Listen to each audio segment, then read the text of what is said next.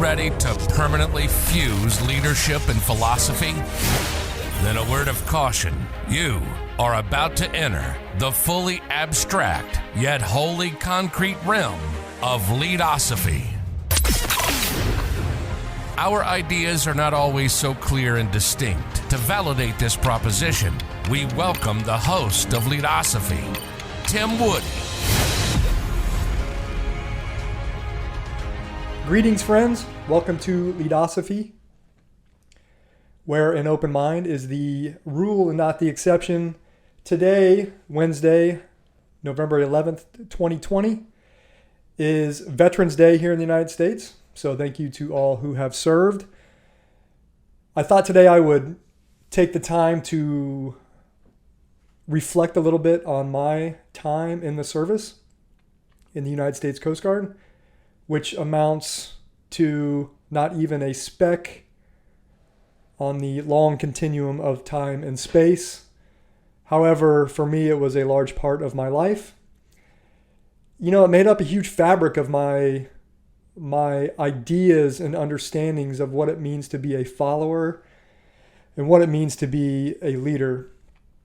And it just makes up who I am. It was a big part of my life, 20 years. I'm 43 years old, so 20 years I spent in the military. So it's a big part of who I am and what I'm doing now. You can see on the screen here that picture, courtesy of Bruce Beck Photography. I spent a significant portion of my career in the world of search and rescue, actually operating those boats right there, both driving the boats and then performing in a crewman function, assisting the team carry out our missions of search and rescue and other missions we did, law enforcement, things like that. But it was during times of search and rescue and times of training and other missions on the water, on both oceans, West Coast, East Coast, the Great Lakes. I operated in all those regions. It was those times where I think I learned the most about leadership and followership, failure, trusting others. Humility is a big one. The ocean has a unique way of equalizing everyone. It does not discriminate. It will take the life of anyone, regardless of creed, color, or age. It's a formidable opponent when you are operating in extreme environments, and its beauty is unrivaled. If you've ever been on the ocean, especially, the calm seas, the sunsets. I mean, just some of the most magnificent things I've ever seen were on the ocean, from animal life to just the scenery. But what I've learned most from the ocean, and I actually wrote about this it's almost 6 years ago now. I used to have a blog. I used to have a website called The Fog of Leadership. And that was my first humble attempt to start to capture some of my thoughts about leadership. And, to be honest, I wrote more about leadership and less about followership. I think back then I probably thought I knew more about leadership than I did. And I'm, sad to say that, but I think I acted smarter then than I actually am now. It's one of those things where the more you learn, and you feel, the more dumber you feel, because you start acquiring some of this knowledge and you realize how much you don't know. And it causes, as my wife would say, you go down these rabbit holes of seeking knowledge, and you can just fall into this abyss. But anyways, I used to write in the Fog of Leadership, and one of my leadership blog posts that I wrote was 20 life lessons I learned from the ocean. And it was one of my favorite posts because it allowed me to focus on my times on a Coast Guard boat with a small team trying to accomplish a very specific mission. And when you do that, when you reflect on that, you can start pulling different aspects of those tasks apart and find out kind of what might be the essence of teamwork or effective teams. And through those reflections, I've learned a few things. One is trust. When you are operating in extreme conditions on the ocean and you're trying to do something as significant as saving a human life, there can be no waiver of trust amongst teammates. If there is, even for a second, the mission can fail. And the mission can fail, I argue, catastrophically. Whether it's a broken asset or even an injured crew member causing the injury of someone else, or even the loss of life, causing loss of life due to human error.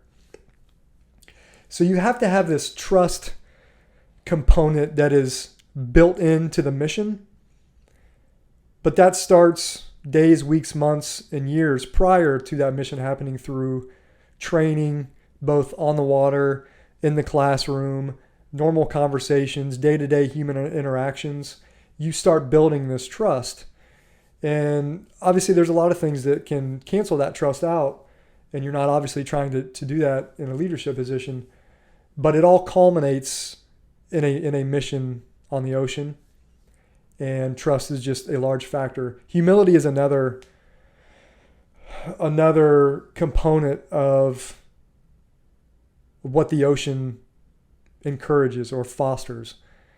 And if it doesn't foster that in you, then I argue at some point you will fail catastrophically.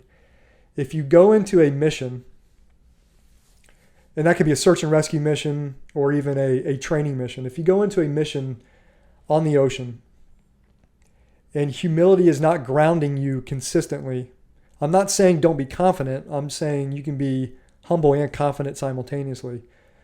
But if you are not aware that you are really insignificant in the grand scheme of what the ocean can deliver, you're going to be in for real problems. And I've seen that. I've seen catastrophic mistakes occur because of attitudes that were hazardous in the world of human error. There's a hazardous attitude known as machismo, the macho mentality, and that can be male or female. It does not matter. If you go into a mission thinking you know it all, I will argue that there's a chance, a decent chance at some point you will fail miserably because of that attitude that you have. So humility is a big part. Teamwork is obviously, I think it goes without saying for anyone who is in the emergency services or, first responder roles, and you're operating in teams, especially whether it's on the water or, whatever it may be. There's a teamwork component where the lines between leader and follower sometimes can become blurred, and I think that is a good thing. I actually responded this morning to one of my shipmates who I used to work with about 15 years ago. He was 2 ranks below me, and I knew that once I showed up at the unit to take command of this unit, I knew very quickly within the first 2 weeks that this gentleman was someone I could look to for guidance and wisdom. Very intelligent, very smart, very articulate, was willing to do anything at the unit, get his hands dirty. He was not afraid to learn. He was not afraid to get outside of his comfort zone. And also he was, and I already said he was very intellectual. He had a sense of intellectual curiosity. And when I got to the unit, this gentleman already had a master's degree, and he was working on a doctorate. And he was one of the first people to inspire me to pursue the intellectual side of my job, to become smarter at what I did, to seek knowledge perpetually. And it is things like that that inspired me as a leader. And that's one of the great things going back to operating Coast Guard boats and operating in the search and rescue environment, is that leaders can emerge from anywhere. And that's kind of why I digress to that story about this gentleman is there were many times where I became a follower to him. He led and I followed.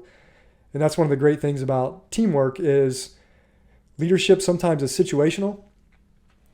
And just because you may be the designated leader, whether it's title, authority, position, that doesn't mean that you always have to have all of the answers. And when you are on a boat crew conducting a mission, you will never have all the answers. And you are dependent upon others. Dependent upon others. You know, it's the cog in the machine analogy, right?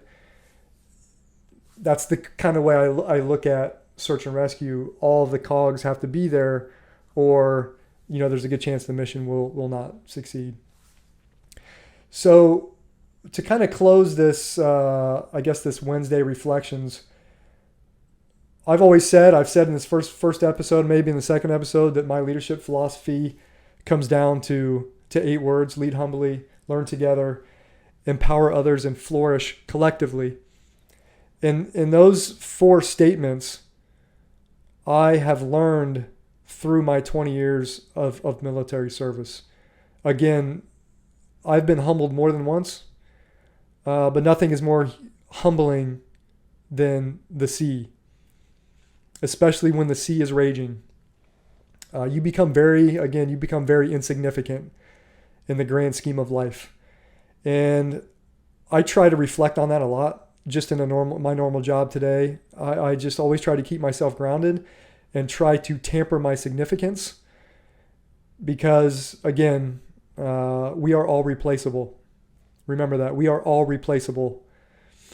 I'll learn together. Again, my time in the military was a learning experience. Every unit I was at, I prided myself, and I think others around me prided ourselves on being a learning unit, being a learning organization.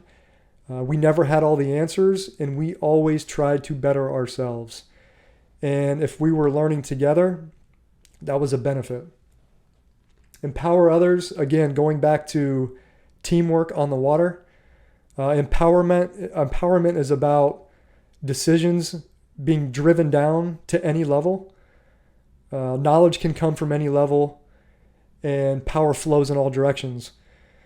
Again, it's back to that leader-follower dynamic. At any point, the leader can become a follower, and the follower can become a leader, and that is a good thing. Leadosophy dictates that is a good thing. And flourish collectively. Again, when you save a life at sea, and I'd say this goes for anywhere, but at sea, because that's the only experience I had of saving a life. When you save a life at sea, there is no greater feeling, but that is a collective feeling. It is a collective achievement. And that is what it means to flourish collectively for me through my experiences. When we flourish collectively after saving a life, I don't know of any better feeling. I don't know of any better feeling. And that's teamwork.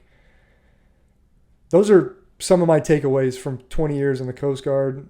I'm not going to sit here and go on and go on. There's just some things that stuck out, and I thought it'd be a good chance for me to reflect publicly on some things I learned from others. Remember, Leadosophy, we are using the tools of philosophical thought to deepen our understanding of leadership. Thanks for watching. Thanks for watching and listening to another episode of Leadosophy. If you liked what you heard today, hit that subscribe button and check out Leadosophy.com and learn more about Tim's ideas on philosophy and leadership. We'll see you next time.